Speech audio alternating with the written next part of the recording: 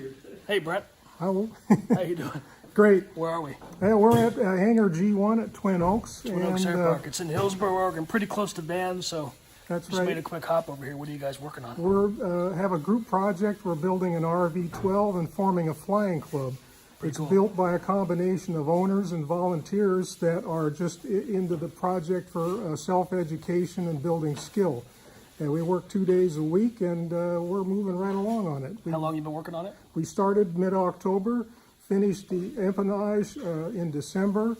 We started building the fuselage in January. There it is right And the back there. fuselage behind us here is ready for paint on the interior of the cockpit.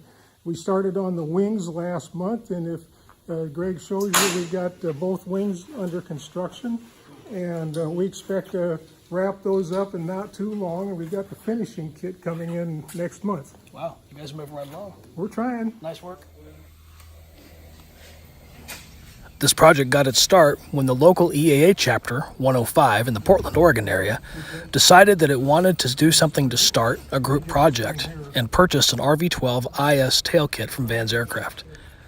Since then, the group has trained more than 20 people, and 12 individuals have bought in and formed a flying club, and they will own and operate this aircraft after it's completed.